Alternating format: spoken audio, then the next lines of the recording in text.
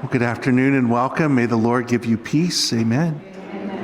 I'm going to begin with a little story, and this is going to require maybe some of you adults will have to explain it to the children, okay?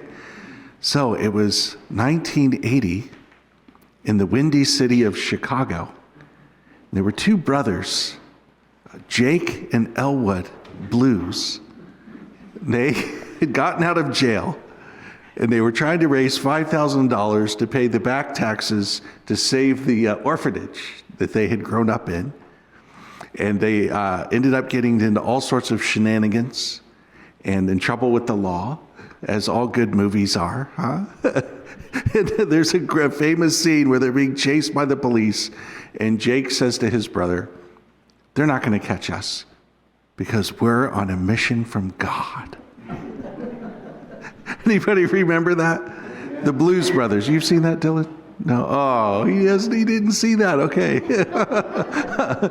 So we're all just obsessed with Chicago right now, right? With the new Pope Leo. Anything Chicago, we got to talk about Chicago. So that's obviously a funny movie from the 1980s, classic movie, The Blues Brothers, right? It's this one line kind of captures the entire movie, said with a thick Chicago accent, which I cannot imitate. I apologize. Like, we're on a mission from God.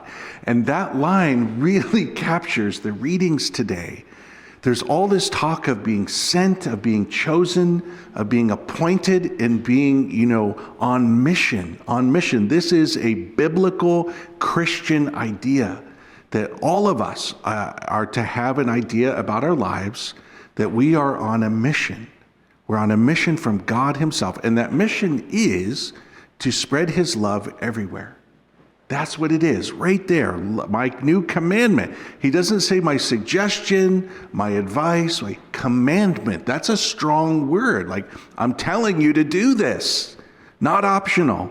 Love one another. Now, certainly, probably most of us here today are not going to argue with that, right? Like, we're not going to argue. But here's where it gets important. Because the word love gets attached to almost everything nowadays. And in so doing, it kind of starts to lose its meaning, And so Jesus kind of clarifies the love that he's talking about is the love that he had for us. Sacrificial love. This love that seeks the good of the other always. And with Jesus, the love of God is not at odds with following the commandments. The commandments, the rules, like I'm telling you to do this, those are not thrown out. Those are the kind of guideposts to help us to love authentically. And also with the Lord, love is never at odds with the truth. You can't have one without the other. Oh, that's love and marriage, okay? Love, and truth, right? Veritas and charitas. Love and truth always go together. And in so doing, we become witnesses to the Lord's love. We are on a mission, and it is a mission from God.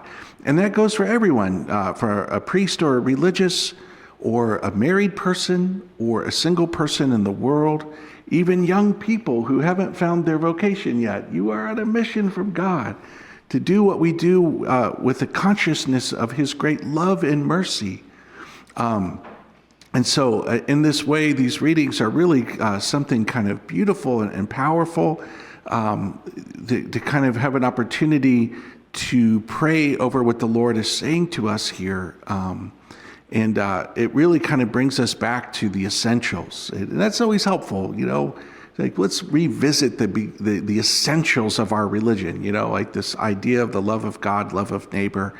And to know that it's that love that Jesus himself showed us, that's that desire to even to suffer if need be. Can I get an amen? All right. That sometimes love will lead us to suffer. It becomes our way out of selfishness. That's what sin ultimately does to us. It makes us more and more selfish, whereas following the Lord makes us more and more like him.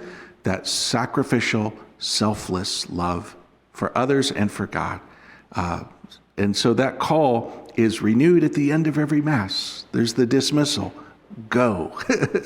Go. Take what you've received here and bring it to the world. Amen.